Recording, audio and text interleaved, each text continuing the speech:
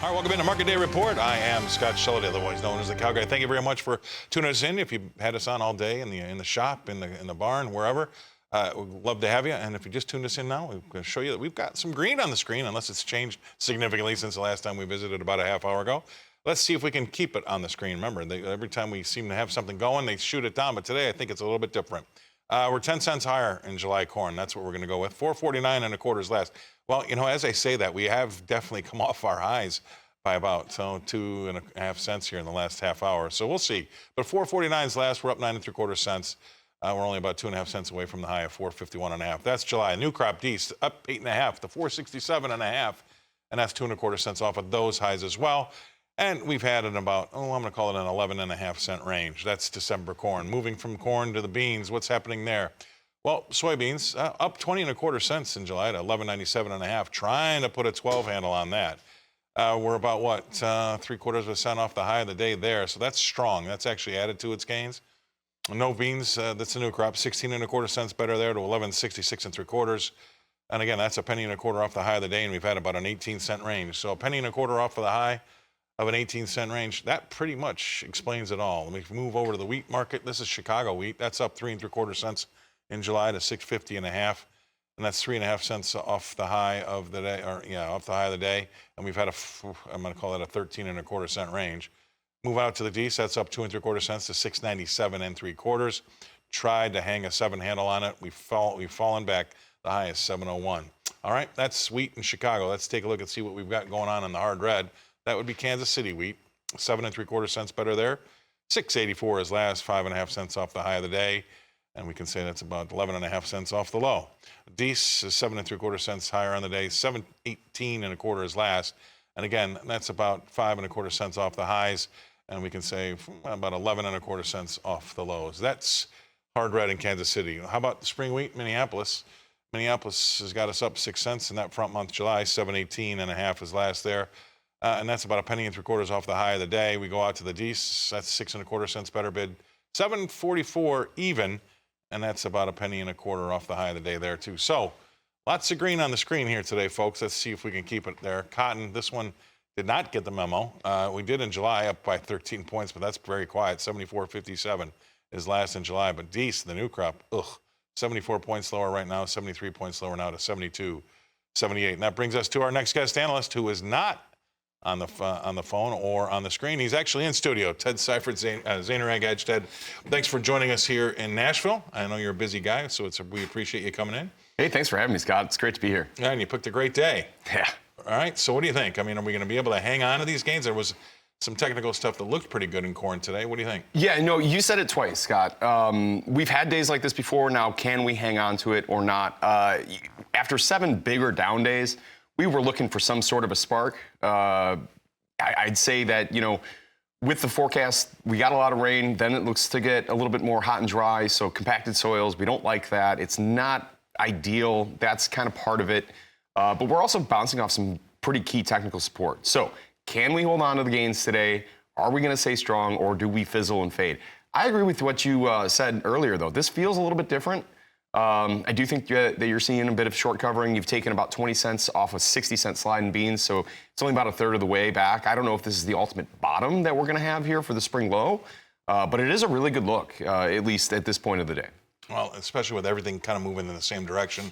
And number two, I don't laugh, but I think it's peculiar about some folks have blamed it on maybe some hot weather in July. But last time I checked, it's supposed to be hot in July.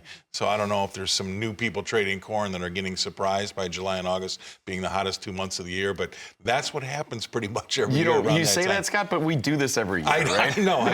I said to Tammy, I feel like that old grizzly bear on the side of the mountain and the kids are playing on me, and I don't care anymore because I think that's how I feel about the markets. A lot of people can get excited about hot weather in July and August, but I think that's what it's supposed to be. So, and that's just my age. So there has been a little bit of that kind of seeping through, but we also just saw the drought monitor. The drought monitor looked fantastic. Oh, gosh. It's the best drought monitor we've seen in quite a while. But, we need something to get excited about. My problem is that, you look at the weather that we had last year and then how that ended up with national average yields. It's tough for me to get excited about any sort of weather. Do you know how much money I've lost doing that? Because you get all excited, you get all bulled up, and then these yields come in and you think, how is this happening? I mean, it's to the point where we can grow corn at the bottom of a glass of water or on a dry 95-degree sidewalk. I mean, it's just that's what it feels like. Yeah, it really does. I think soybeans are a little bit more variable. And look, we might actually end up getting a weather rally at some point, but I think it's later. I don't think you're going to get the June, July rally. And I say that after a really strong day here to start with today. But for me, a weather concern would be further on in the season because we got a lot of subsoil moisture now, Scott. And so I think this corn's going to get off to a really good start. 75% good to excellent, whether you believe it or not. I don't know. We've long time had a problem with these reporting how they do the good to excellent and things like that. But wow, that's a really good start. And again, drought monitor looks fantastic. All right, we're going to go away. Stay right there. We're going to pay some bills. We're going to come back and talk more. Ted Seifried, he's in studio. We'll be right back after this. All right, welcome back to Market Day Report. This is where we talk about the livestock, right? You can't wear this jacket all day and not talk about cattle. Bring up a live cattle board. And that's got a very quiet start to us here, right? August down 35 cents, 177.52 is last there. Look at the range of the day. We can say it's about $2. So that's legit, I suppose. 75 cents lower in the Dees to 183.30.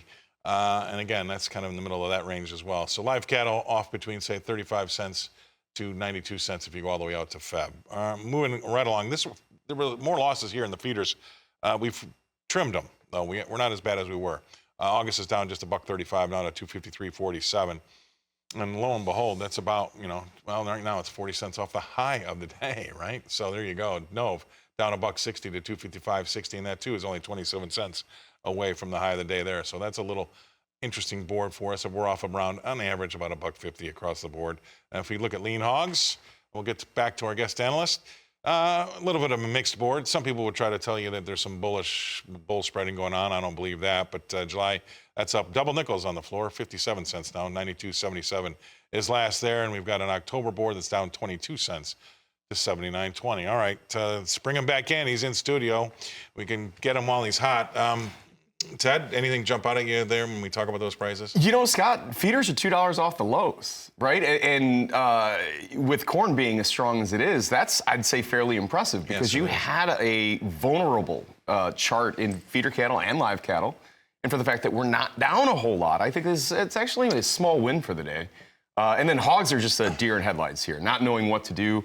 But after the epic slide that they've had, maybe a quiet, unchanged, or mixed day for hogs is not a terrible thing. That'd be a win. Yeah. I also, every day it seems like we come in and Tammy has something reporting on it, but bird flu just won't get out of the headlines. And I think that's going to be with us for a while. I don't think that's going away. No, but you know what?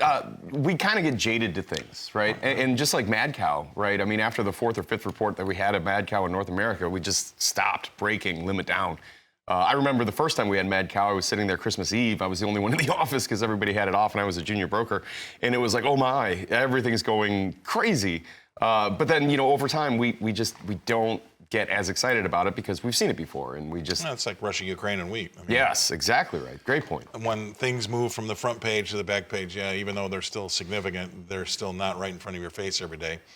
And there's going to be a lot of people who are going to try to talk about mutations, but I think you're right. After a while, you just get jaded to it. And so, I'm getting a wrap, but I'm worried. The one thing I am worried about is that if we do kind of continue to power forward, do we run away from the wallet of the consumer here? That's the only thing, because the outside markets also have something to say. You got 10 seconds. Yeah, no, absolutely. But I mean, as long as stock market stays strong, which in election year probably will, I think the consumer demand's going to stay. I wonder why you say that. Yeah, you're right. I agree. All right. Thank you very much, Ted, for coming in. Ted Seifried, Zaner Ag Hedge, all the way from Chicago. He's in town. I'm going to bring it back to me and then throw it back over to Tammy. How are you? There you go. Thanks for that update, guys. Alrighty.